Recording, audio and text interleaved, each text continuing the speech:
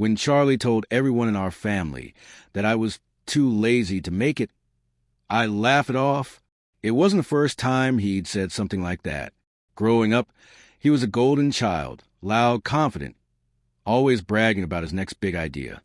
I was quieter, the one who stayed home with a notebook and a cheap laptop, trying to teach myself code after school. To Charlie, that looked like doing nothing. To me, it was survival. Our parents didn't notice the small wins. The first freelance job, the nights I stayed up building small websites for local stores. They saw Charlie's sales job in his fancy suits and assumed he was going places. When he joked at dinner that I'd probably end up working for him someday, everyone laughed, except me. I just smiled, took a sip of water, and let the moment pass. Inside, I promised myself something. One day, I'd build something real. Not for revenge, not even for validation, but to prove that quiet effort can roar louder than empty confidence. I didn't know when or how, but I swore I'd never let his words define me again. I moved out of our parents' house at 24 with 2 boxes, a second-hand laptop, and a dream that barely fit inside my tiny apartment. Money was tight.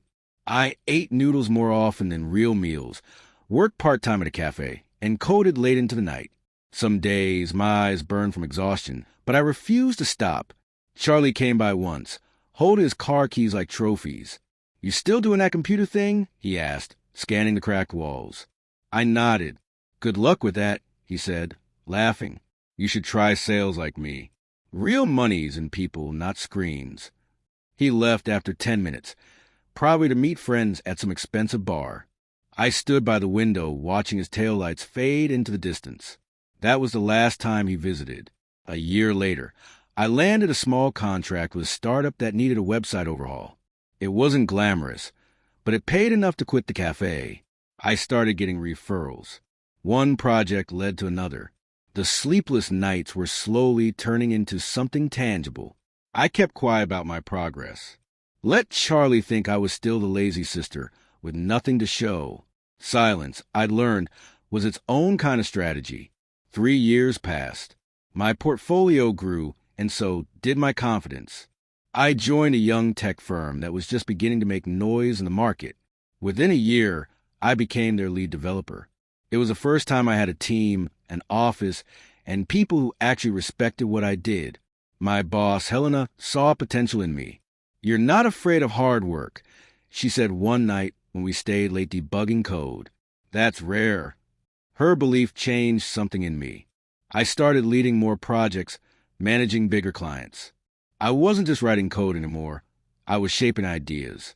Meanwhile, Charlie's updates came through social media, selfies, drinks, and long captions about grind culture and hustling. He was always about to close a deal, but nothing ever seemed to stick. At family gatherings, he still made jokes. "Alexis must be rich now with all that computer stuff," he'd say. Or maybe she's just playing games all day. I smiled politely, still saying nothing. But every dig added another brick to the wall I was quietly building. A wall made of patience, work, and quiet victories he'd never understand. When the company grew, Helena decided to host an annual event, a formal dinner to celebrate milestones. By then, I was managing most of the product development, and Helena treated me like a partner. We even discussed future stock options. The night before the event, she called me. "Alexis, I'm making an announcement tomorrow," she said, "about your promotion. You've earned this." My heart raced. After years of silence and struggle, those words felt like sunlight after a long winter. The next evening, the venue shimmered with gold lights. Everyone was dressed elegantly, glasses of champagne clinking under soft music. I wore a simple black dress. No need to flaunt anything. When Helena introduced me as the new chief product officer, applause filled the room. My hands trembled. It was real. I had built something. Later that night, the CEO himself, Mr. Foster, came to congratulate me. "You've done incredible work," he said warmly. "Did your bonus help you celebrate yet?" I froze. Bonus? I hadn't received one. I smiled politely, but inside, my mind started turning. If there was a bonus I didn't know about, where had it gone? I knew exactly who to ask, my direct manager, Rick. The next morning, I found Rick in his glass office, sipping coffee as if nothing had happened. He looked up with his usual half-smirk. "Big night, huh?" I nodded, closing the door behind me. "Rick," the CEO mentioned a bonus. "I never got one. Was there a mistake?" He hesitated, his smirk fading for a fraction of a second. "Oh, that," he said slowly. "There was a paperwork issue. Accounting must have missed it." I tilted my head. "A paperwork issue that the CEO personally knows about?" He shifted uncomfortably, avoiding my eyes. "I'll check with HR." Something didn't sit right. I thanked him and left, but instead of returning to my desk, I went straight to Helena. She frowned when I told her. "That's strange. Bonuses were processed weeks ago." She opened her computer, checked the records, and her face hardened. "Alexis, your name's marked as paid. Full amount." My chest tightened. Someone had signed off under my name, and I didn't need to guess twice who had access to do that. "Rick." Helena's eyes darkened. "Leave this to me," she said coldly. "We'll handle it quietly for now." Over the next few days, tension buzzed in the air. Rick avoided me completely. Helena and the finance team were digging through records, and whispers started spreading around the office. I kept my focus on work, but inside, anger simmered. He had taken my money, the reward for years of struggle, and assumed I'd be too quiet to notice. When Helena finally called me into her office, her expression was serious but calm. "We found it," she said. "Rick rerouted your bonus to his own account and marked it as an advance. It's fraud, Alexis." I didn't know whether to be angry or relieved. Helena placed a hand on my shoulder. "You did the right thing speaking up. We're terminating him. HR and legal will handle the rest." It wasn't just about the money anymore. It was about respect, proof that silence wasn't weakness. 2 days later, Helena called again. "We'll be holding another dinner next month. Investor showcase. You'll lead it this time, the presentation, the vision, everything." My heart soared. It was my chance to finally step into the light. And fate, as it turned out, was about to deliver poetic symmetry in the most unexpected way. The investor dinner was held at the Grand Meridian Hotel. Chandeliers, marble floors, the works. It was the biggest event our company had ever hosted. I spent days preparing my presentation. Everything had to be perfect. As I stood near the entrance greeting guests, I caught a familiar laugh. That loud, self-assured laugh I'd known since childhood. I turned, and there he was, Charlie, my brother, wearing a navy blazer and holding a name badge. For a moment, I thought my mind was playing tricks. But then I saw the logo on his badge, Brightpoint Marketing, a vendor company we had recently partnered with. My stomach twisted. Of all people, Charlie was here, and worse, he was working with us. He noticed me and froze. "Alexis, what are you doing here?" he asked, eyes flicking nervously toward my staff badge. I smiled faintly. "Working," I said simply. He chuckled awkwardly. "I didn't know you worked for this place." Small world. Small world indeed, I thought. And tonight, it was about to feel even smaller. As the evening unfolded, Charlie mingled among the vendors, charming people the way he always did. Loud laughter, confident handshakes, endless stories. But when Helena introduced me on stage as the new chief product officer, the room erupted in applause. Charlie's face was priceless, frozen halfway through a smile, eyes wide in disbelief. I began my speech, steady and calm. I talked about growth, innovation, teamwork, but beneath every word pulsed a quiet satisfaction. The sister he once called lazy was now standing at the front of a ballroom full of executives. After the applause, guests approached to congratulate me. When Charlie finally came up, his tone had changed. "Wow, Lex," he said, forcing a laugh. "You really made it big, huh?" I looked at him evenly. "You always said I'd never make it." He shrugged, pretending to joke.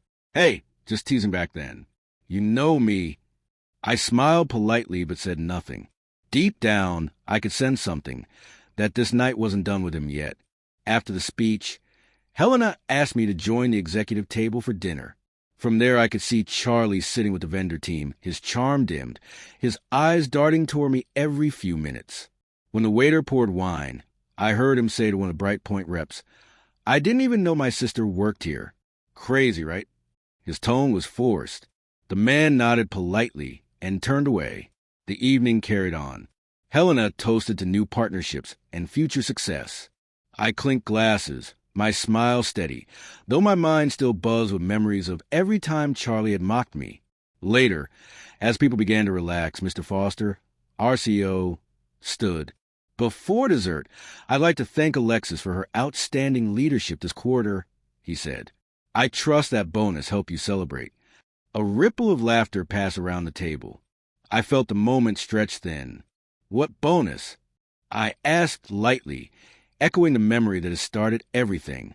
The laughter faded. I turned my gaze toward Helena with a tiny smile. "Oh, right. That's the story about how we found a thief in our ranks." The air changed. Charlie shifted in his seat, confused but uneasy. After dinner, people moved to the lounge for coffee. I was answering investor questions when Charlie approached, hands in his pockets. "Lex, about earlier, that bonus thing sounded intense." "It was," I said. "Someone thought I wouldn't notice when my hard-earned reward disappeared." He gave an awkward laugh. "You always did overthink stuff." I looked him straight in the eyes. "Do I look like someone who overthinks?" He blinked, uncertain how to answer. Helena joined us, placing a hand on my shoulder. "Everything okay here?" "Just catching up," I said. Charlie forced a grin.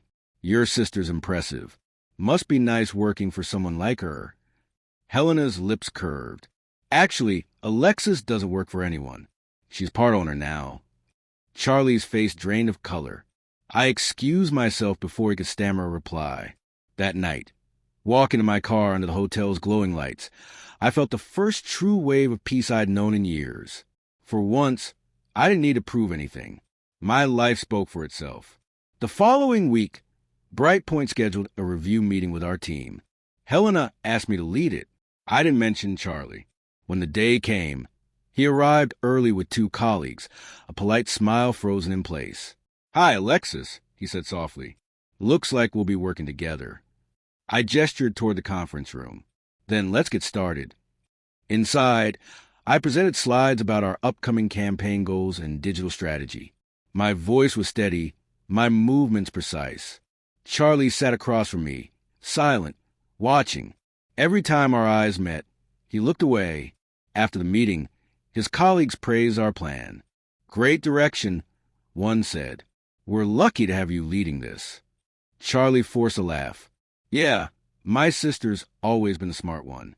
The words tasted strange in his mouth. When everyone left, he lingered. "Lex, can we talk?" "About what?" He hesitated. "About us." I crossed my arms. "You mean how you told everyone I'd fail? Or how you haven't called in 3 years?" He lowered his eyes. "Both, I guess." We stepped out to the rooftop terrace. The city shimmered below, traffic humming like a distant tide. Charlie shoved his hands into his pockets. "Look, I said a lot of dumb things back then. I didn't mean half of it." "Which half?" I asked quietly. He sighed. "I was jealous, okay? You made something of yourself. I kept bouncing between jobs. It's easier to laugh than admit you're lost." His honesty caught me off guard. For a moment, I saw the brother who once helped me learn to ride a bike, before ego took over. "I didn't need you to be perfect, Charlie," I said softly. "I just needed you to believe I could be more than lazy." He nodded. "I get that now." We stood there in silence. The air between us felt heavy, but not hostile anymore, just tired. Before leaving, he said, "Maybe we can start over." "Maybe," I replied, "but you'll have to earn it, just like I did." He nodded once, and we went our separate ways. Weeks passed. The campaign with Bright Point went smoothly. Charlie kept things professional, almost distant. It was strange, respectful, even. One evening, after a long day, I received a text from him. "Proud of you. Really." I stared at it for a long time. Then I typed back, "Thanks." That small exchange closed a door inside me that had been half open for years. At work, my focus deepened. Helena began looping me into board meetings. Investors trusted my judgment. For the first time, I wasn't the quiet worker in the corner. I was the voice others waited to hear. Still, sometimes I thought about that rooftop talk, about how easily love turns into rivalry, how silence can wound as much as words. Yet, I didn't regret any of it. Without his disbelief, maybe I wouldn't have fought so hard. It's strange. The very person who once tried to shrink your world can end up shaping your strength. Spring arrived, bringing another company celebration. Smaller, more intimate. Helena insisted I invite family this time. They should see what you've built, she said. I hesitated, then sent invitations to my parents and Charlie. They all came. The evening was warm, laughter spilling through the glass hall. My mother hugged me so tightly it hurt. We're so proud of you, she whispered. Even Dad, usually quiet, smiled. You proved everyone wrong. Charlie stood nearby, holding a glass of water instead of wine. You look happy, he said. I am, I replied. Helena raised a toast. To Alexis, whose dedication turned late nights into milestones. Applause followed, and my parents' eyes shimmered with pride. Charlie clapped too, his expression unreadable. Later, as people mingled, he approached again. You really built all this, he said softly. Yes, I said, brick by brick. He nodded, a faint smile tugging at his mouth. Guess the lazy sister made it after all. A month later, I got news that Brightpoint had lost a major contract due to internal issues. Their team was being restructured. Charlie called me that evening. They're cutting positions, he said quietly. Mine's one of them. I'm sorry, I said, and meant it. He exhaled. I don't know what to do next. I hesitated. You're good with people, Charlie. Maybe you just need a direction that fits that. He laughed bitterly. I wish I had your brain. You have your own, I said. Use it. After the call, I sat by the window, the city lights blinking like slow heartbeats. For the first time, I felt no anger toward him, only a calm sense of distance. Sometimes losing something is the only way to find who you are. I hoped he'd finally learn that. In the weeks that followed, he stopped posting photos of cars and clubs. Instead, I saw him volunteering at a local youth center. Maybe at last, he was learning what real work looked like. One afternoon, Helena invited me to lunch with the CEO. Over salads and soft jazz, Mr. Foster leaned back and said, We're considering expanding into education tech. You'd lead it. My heart leapt. Really? You've earned it, he said. We trust you. That night, I called my parents to share the news. Mom cried again. Dad said, Hard work always wins, sweetheart. Then, surprisingly, Charlie texted, Heard the news. Congratulations. I replied, Thank you. A minute later, he sent another, You still believe people can change? I thought for a long moment before answering. Yes, but they have to want it. He didn't respond.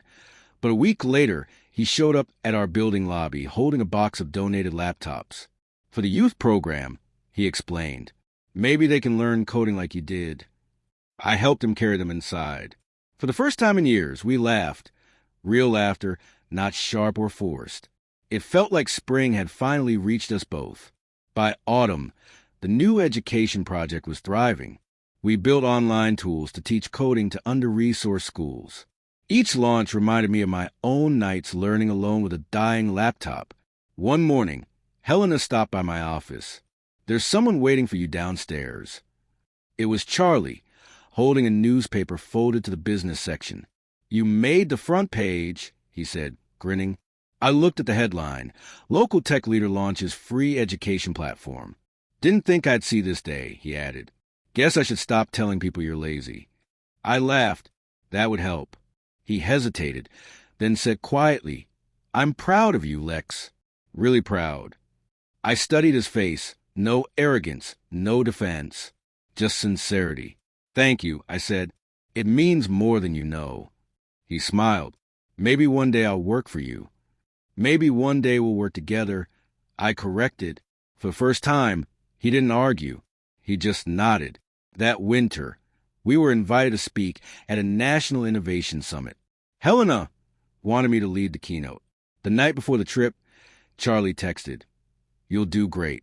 Don't forget to smile when you say we built it from scratch." It made me laugh. The next morning, as I stood on stage under bright white lights, looking out over hundreds of faces, I thought about the journey that brought me here, the noodles, the late nights, the doubt. "My name is Alexis," I began, "and I was once told I was too lazy to make it." The audience chuckled softly. Turns out, being underestimated can be the best motivation. When the applause rose, I saw Charlie in the back row. He'd come uninvited, sitting quietly, recording the talk on his phone. Our eyes met. He gave a small thumbs up. For the first time in my life, I believed he meant it. Afterward, he said, "You killed it." I smiled. "Thanks for coming." "Wouldn't miss it," he said. Guess I needed to see it to believe it. A few weeks later, our company hosted a charity gala to raise funds for student scholarships. Charlie volunteered to coordinate sponsors. Watching him work the room was surreal. Confident but humble, polite without pretense. During the dinner, Mr. Foster approached me. "Is that your brother?" "Fine young man." I nodded. "He's learning fast." The night felt like a circle closing. The same brother who once sneered at my path was now helping me expand it. Later, as we stood near the balcony, snow falling outside, he said, "You ever wish things had been different?" "Sometimes," I admitted, "but if they were, maybe we wouldn't be here." He smiled faintly. "Fair point." We clinked glasses of sparkling water. For the first time, there was no competition, no noise, only quiet respect. When the education platform reached 50,000 users, the press wanted interviews. Reporters came to the office, cameras flashing, asking about my rise. I gave them the simple version: work, patience, and luck. But the truth ran deeper. That evening, I sat with Helena reviewing feedback. She said, "You realize you've changed how people see this company." I smiled. "Maybe, but mostly, I just wanted to prove that hard work doesn't need to shout." Across the street, I noticed Charlie leaving the youth center, carrying boxes. He waved when he saw me through the window.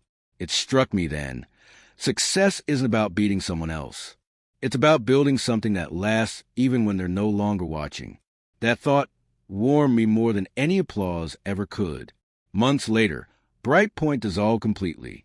Charlie found a new role, outreach coordinator for our foundation. "Technically, that means you're my boss now," he joked during onboarding. "Technically," I said, grinning. Working together was easier than expected. He respected boundaries, met deadlines, and asked questions instead of assuming answers. One afternoon, he stopped by my office. "You ever think about how we started?" "All the time." He nodded slowly. "You know, when I called you lazy, it wasn't about you. I was scared. You were doing something I didn't understand." I looked up from my screen.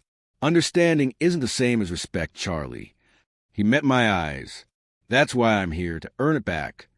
And for once, I believe he could. Our foundation's first national scholarship ceremony took place that summer. Dozens of students, teachers, and parents filled the auditorium.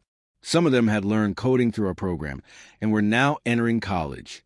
Charlie managed the stage lights and timing. When one nervous student stumbled over his thank you speech, Charlie whispered, "Take your time," and the boys smiled. After the ceremony, Mom hugged both of us, tears streaming down her face. "My children," she said, "look at what you become."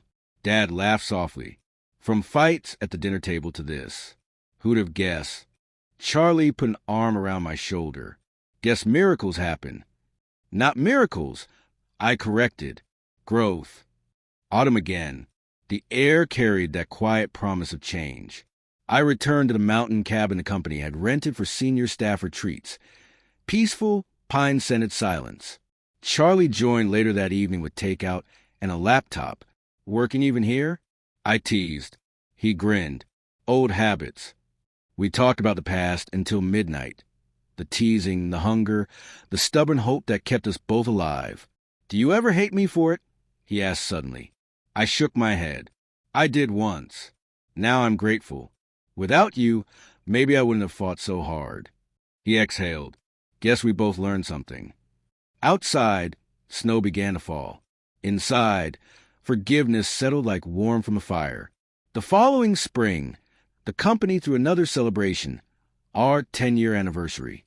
Helena announced new leadership roles and surprised me by naming Charlie as Director of Community Outreach. The crowd applauded. I clapped the loudest. When it was my turn to speak, I said, success isn't just personal, it's shared. Sometimes the person who doubted you becomes the one who helps you reach higher. Afterward, Charlie pulled me into a hug. You didn't have to say that. I wanted to, I said. Everyone deserves a second chapter. We laughed, and for the first time, our laughter sounded alike, full, unguarded, free. Now, years later, I still remember the night he called me lazy. The words no longer sting. They remind me how far both of us have come. When new interns ask for advice, I tell them, let people underestimate you. It's quieter that way. You get more done. Sometimes, after work, Charlie and I walk past the old cafe where I once served coffee. He points and says, that's where it started. I nod. That's where I started. He grins. And look where you ended up. But I always correct him. No, Charlie, look where we ended up. Because somewhere along the line, the lazy sister and the proud brother stopped competing and started rebuilding. And in that fragile, beautiful truth lies the real victory. Not wealth or titles, but the moment you realize that forgiveness, like success, is something you earn every single day. The end.